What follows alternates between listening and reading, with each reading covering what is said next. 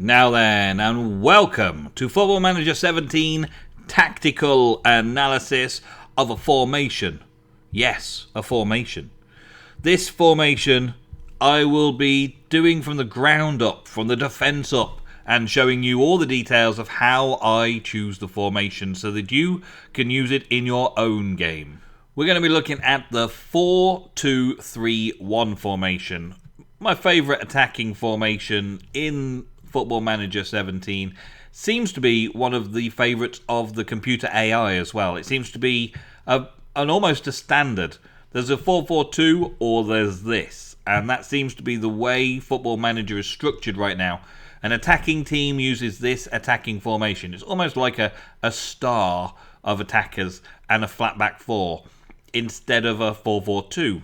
As traditional. Some of the lower league teams in Football Manager 17 still using the 4-4-2, but majority of the up and coming or aggressive teams have a very good attacking formation like this, and I kind of like it. So here it is in this format.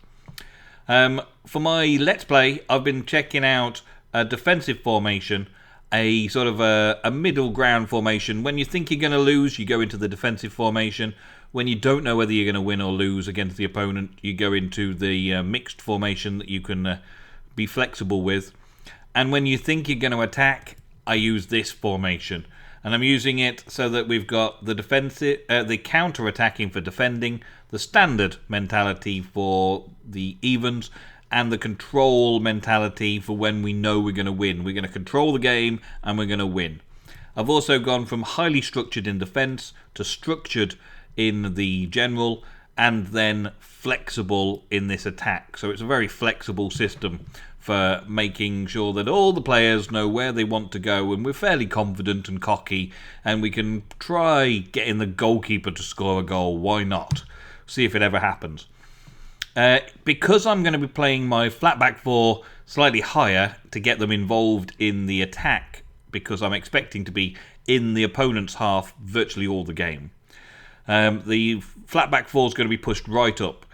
In order to keep the goal safe, I'm actually going with a sweeper keeper in this technology. There's only two keeper choices, goalkeeper or sweeper keeper. I'm going to have the sweeper keeper on defensive duty, so he still stays back on his line mostly. He's not going to come out too far, but he is going to be able to clean up those balls that come all the way over the defensive heads, and before the attackers can rush onto them, we can knock it back out with the goalkeeper. My fullbacks are going to be on fullback attack duty. If you've got wing backs, then I would suggest using wing backs for this to push them up even higher and get them on the attack duty. But I've got fullbacks, so the fullbacks are on attack. My standard centre backs are a ball-playing defender who, once he gets the ball, he can try and send a cutting pass forwards so the attack to continue quickly. And we've got the central defender who is just literally going to stop the attack coming forwards and get rid of possession. Try and maintain possession by passing it, but still get rid of possession. And I've got them both set on the stopper duty, which means that they'll both go forwards and take it out. The sweeper keeper allows me to do this, I believe. I'm going to hope that that works.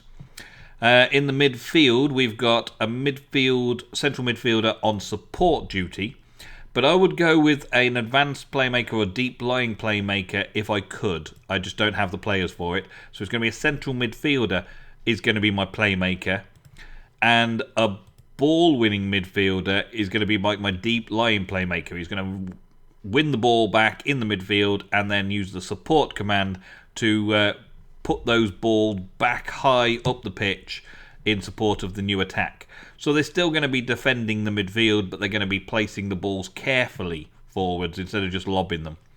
The deep lying playmaker and the advanced playmaker would probably make a better job of it if you've got the players available in your team. The wingers, for majority of my other formations, the wingers are on support, trying to get crosses into the box. But with a full, all-out attacking, fluid, flexible system that we've got going on here, I would try the inside forward, or failing that, just have a winger set on attack. for both wings, either inside forward, advanced playmaker, or the winger set for attack. And because of my players, I've only really got the winger side of things. Winger attack is where I'm going. If I could get my hand on an inside forward, I would. But Premier sides get those type of players, not the Championship sides. So I'm stuck with that for now. And an interesting tactic that I'm trying in this attacking formation is taking an attacking midfielder, shadow striker.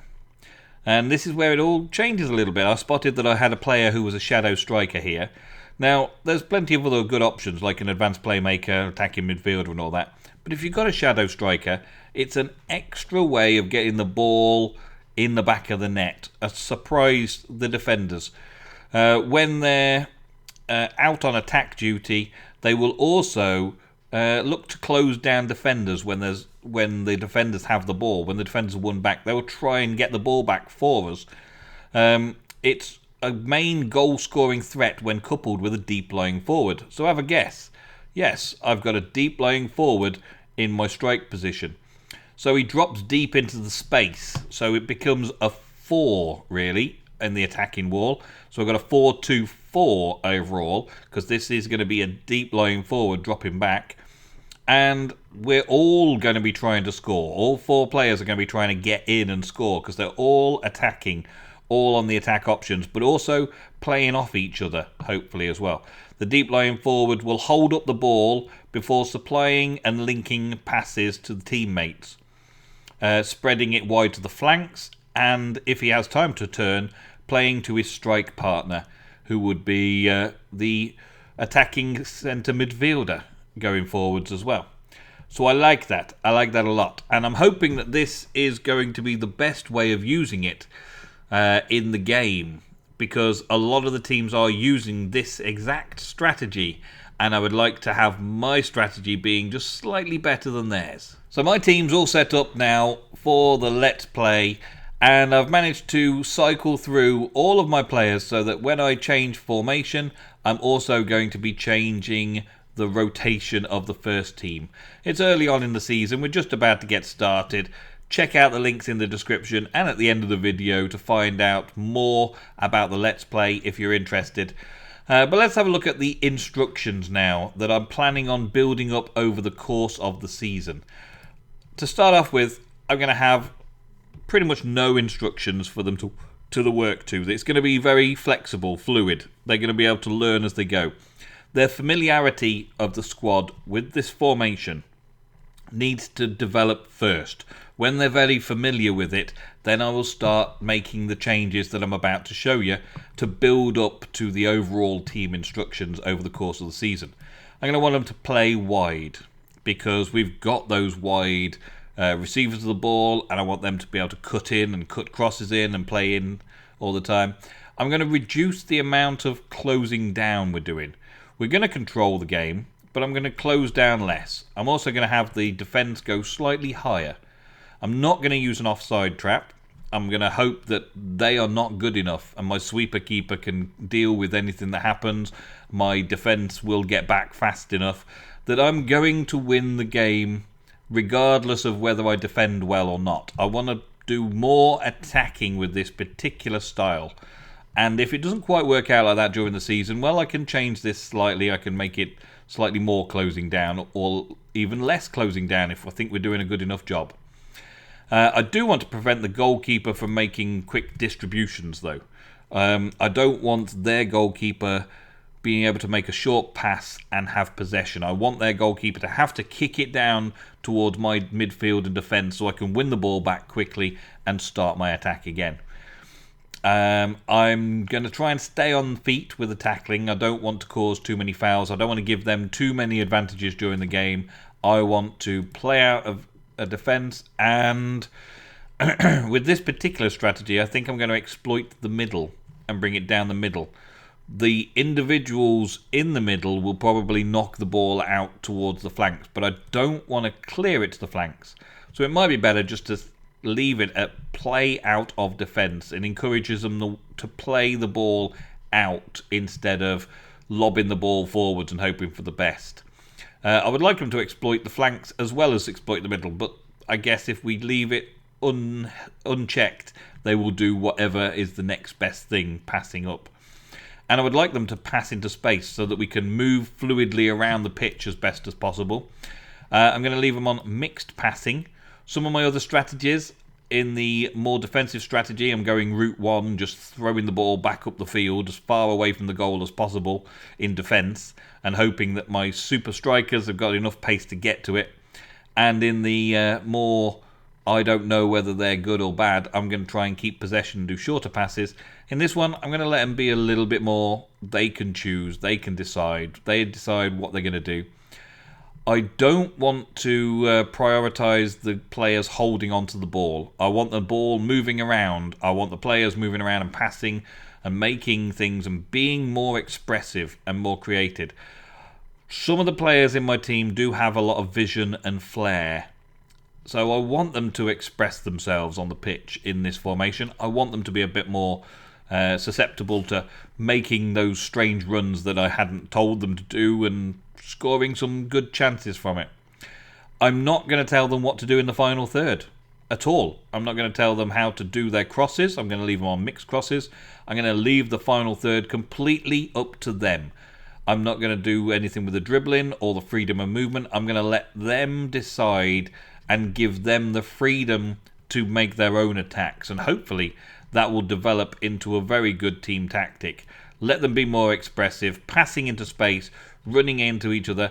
Don't just lob the ball, pass out of defence. That's like my only real instruction for the build-up play. Mix their passing into whatever they want, mix their crosses, mix their attack methods, just completely mix it up however they feel like. Just attack, attack, attack. Push up, close down, stop them distributing the ball, don't cause any stupid fouls, and just have fun. I think I may just take the tempo even higher. Just put the tempo higher, because the way I've been functioning here is I've got a good 3 formations and my entire squad is spread out across those 3 formations for rotation purposes, and I hope that that will be successful. Thank you very much for watching this fairly quick tactical analysis. I could go into detail about what I'm going to do with individual players, but again, I want to give them a lot of freedom of expression and freedom of attack and just see where it goes. Some players may need a little bit of a touch-up here and there. I may need to go and tell them not to do something. I may need to tell him not to do something. I may need to tell him to close down less because he's getting caught up, or he needs to close down more against the player that he's up against. He may need to tell them to roam from position because they're not doing it enough. May need to tell them to shoot more often. May need to tell them to just take more risks and enjoy the game more because we're going to win this one. But I'm going to leave that for now. I'm not going to set anything in stone. I'm going to let it develop over the course of my season in my Let's Play of FIFA Manager 17, where I am taking Wolves from the Championship, possibly still to be in the Championship, or maybe I'll get them back into the Premiership. There's only one way to find out. Subscribe and like the video and check out the links in the description. I'll see you in the next episode. Thank you very much for watching, and goodbye.